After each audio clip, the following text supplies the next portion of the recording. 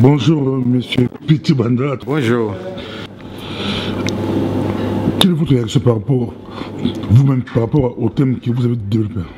Ma réaction par rapport au thème que j'ai développé part de mon expérience personnelle.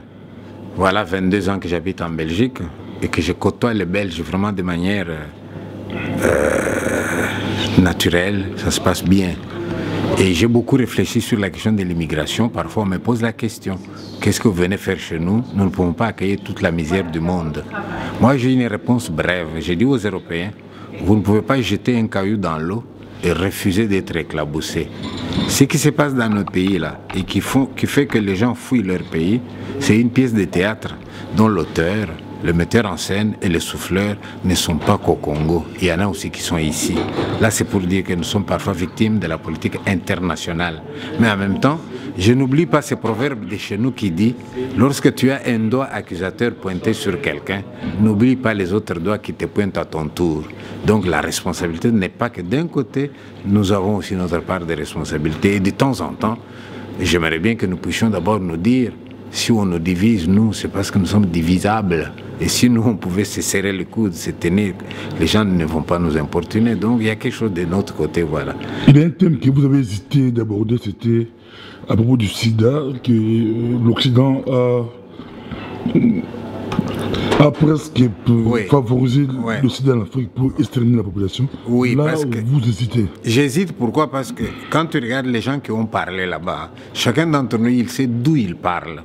Moi, je parle, je suis un homme qui ne me réfère pas trop à la Bible, tu vois. La dame qui a parlé de ça avait une Bible, elle avait l'air affirmative. Elle a même commencé par un film. Et à partir de ce film-là, elle fait découler tout un tas de choses. Mais moi, je pense que ça méritait tout un débat à part. Mais on ne pouvait pas non dire n'importe quoi. Je pense que je n'ai pas de réponse à cette question-là. C'est un débat qui doit se faire. Mais je n'irai pas jusqu'à dire que quand on vaccine, c'est pour inoculer le sida aux gens. Moi, je suis vacciné, mes enfants sont vaccinés, mes petits-enfants, je vais demander qu'on les vaccine.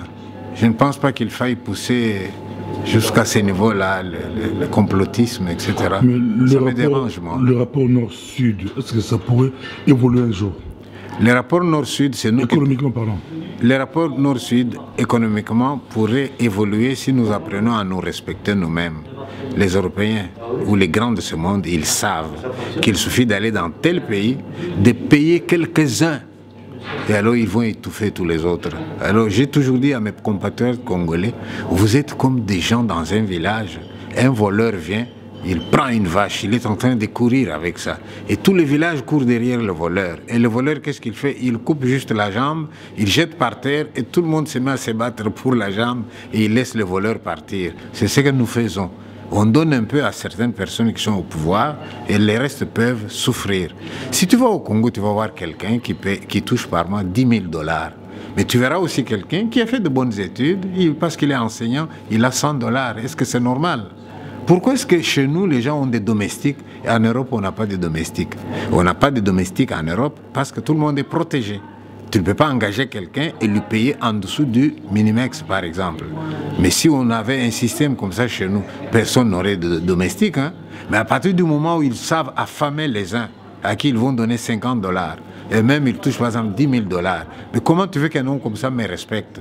Il va penser que lui c'est un homme extraordinaire et que l'autre mérite d'être maltraité comme ça. Tu vois, c'est ça qui me dérange. Donc, les relations Nord-Sud, sachant que chacun voit toujours son intérêt. Mais nous pourrions limiter quand même, nous pourrions nous respecter. Dire que l'Européen qui vient chez nous, il veut avoir, mais ne pas oublier qu'en Europe, il y a quand même un courant des gens de bonne foi qui prônent le commerce équitable. Mais pourquoi on prône le commerce équitable? C'est pour que l'Africain qui produit là-bas, qu'il puisse aussi bénéficier du produit de son travail. Puisqu'il y a des gens qui le pensent ici, c'est avec ces gens-là que nous allons nous mettre ensemble et nous battre pour un monde meilleur. Mais est-ce que nous sommes d'accord de nous battre pour un monde meilleur? Merci beaucoup. Là est la question. Pour terminer, Petit Banda, directeur de Moïse Katumbi ou professeur de Moïse Katumbi? Oui, c'est vrai, j'ai donné cours à Moïse Katumbi. Mais attendez, quand je dis j'ai donné un cours à Moïse Katumbi, permettez-moi quand même. J'ai déjà vu un ministre qui dit que le gars là, il n'a pas étudié. Alors quand j'entends qu'il n'a pas étudié, que c'est un primérien, que ceci et cela, je me dis, mais est-ce que c'est le même que moi j'ai eu élève pendant 3 ans, 4e, 5e, 6e, qui a eu le diplôme d'État? Oui, oui. Est-ce que c'est le même ou est-ce que c'est un autre? Tu vois, à ce moment-là, je peux quand même témoigner et dire non, si c'est celui-là dont vous parlez, je peux vous dire que je l'ai eu comme élève en 4e, 5e, 6e. Je peux témoigner et dire qu'en telle année, je sais qu'il a eu un diplôme d'État. Le reste, je ne connais pas parce que je n'ai pas habité avec lui. Mais je peux au moins démentir ceux qui vont dire qu'il n'a fait que le primaire ou les CO, tu vois. Ça, je peux quand même démentir. Il était brillant? Oui, oui, il était élève normal. Hein. C'était une école de bénédictins. Moi, vous voyez ces écoles de catholiques un peu reculées entre la route, tout près de Likassi, à plus ou moins 40 km, il y avait un village qui s'appelle Kapoloé, avec le lac Tchangalele. C'était une école de bénédictins. Et vous savez très bien que chez nous, les meilleures écoles, ce sont ces écoles-là. Donc c'était un élève comme les autres. Hein. Mais il était élève zambien, italien ou congolais? Ah non, ça je ne peux pas dire. Non, ça je Mais vous saviez, vos élèves, que celui-là est sénégalais, congolais, étranger? Non, moi, ces jeux-là, je décide, je ne me pose pas ces questions-là. Tu sais? Non, à l'époque, comme prof. Non, non, non, mais comme prof, oui, attends, comme prof, je ne m'intéressais pas à l'origine de mes élèves. Je voyais un enfant dans la classe, je donne cours. Mais aller savoir, lui déjà c'était métis, mais aller jusqu'à savoir si c'était métis, mais est-ce que sa mère était d'où? Non, ça ne m'a jamais intéressé, je ne sais pas. Ça, je peux vous répondre en toute sincérité, mais je peux te dire que je l'ai vu très très jeune là-bas aussi. Et je ne sais pas moi, non, cette question-là, je ne sais pas y répondre. Il peut être un bon président? Tu sais, moi, quand on me demande qui peut être un président, ma réponse est celle-ci. Qui qu'il soit le bon président, tout le monde doit savoir que le poste de président, c'est un poste qui, comme tous les postes, a un profil.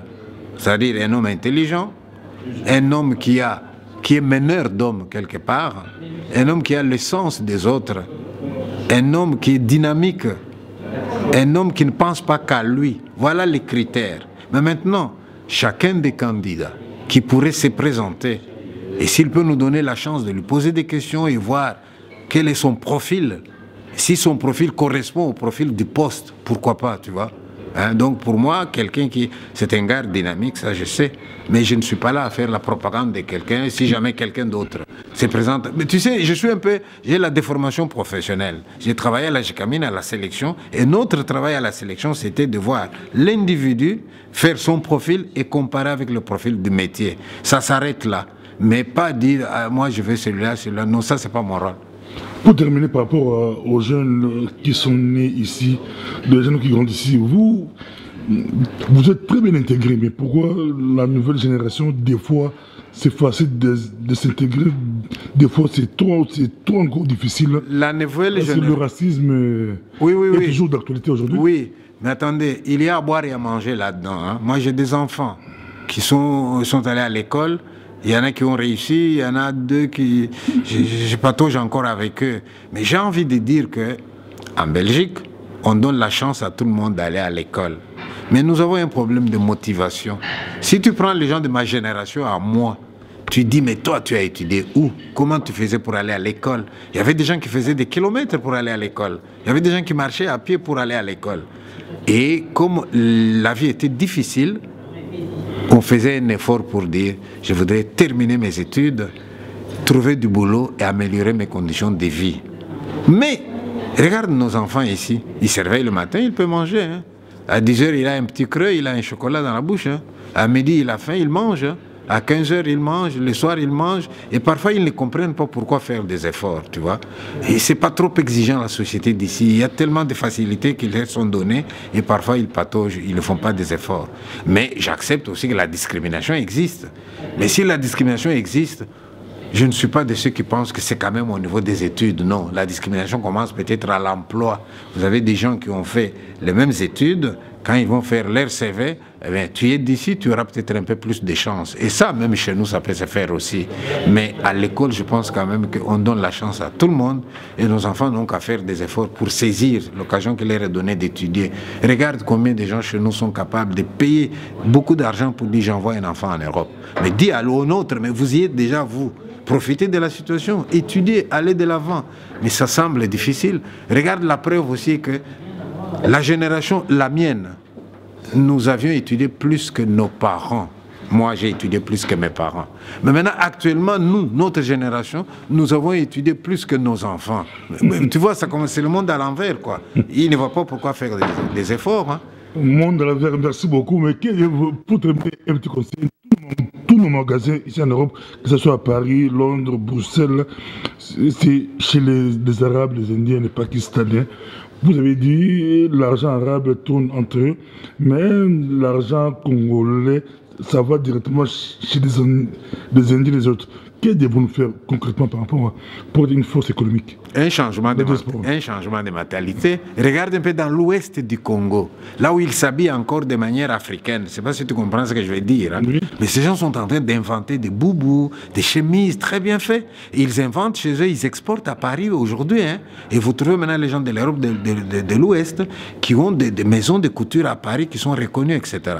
Mais va chez nous, quand on va te montrer les sapeurs de chez nous, mais qu'est-ce qu'ils font? Euti Mekili, Euti Poto, Chaussiria, Italie, tu vois? Donc eux-mêmes, pour montrer ce qu'ils portent, ils pensent que quand on a porté ce qui vient de l'extérieur, on est meilleur que celui qui porterait quelque chose cousu chez nous. Ça, c'est la mentalité qu'il faut changer. Et ça, c'est pas l'Européen qui viendra nous les changer. Hein.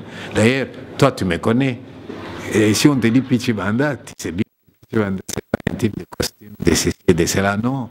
Le paraître, ça n'a pas trop d'importance. Ce qui a de l'importance, c'est ce qu'il y a dans la tête, c'est ce que nous disons.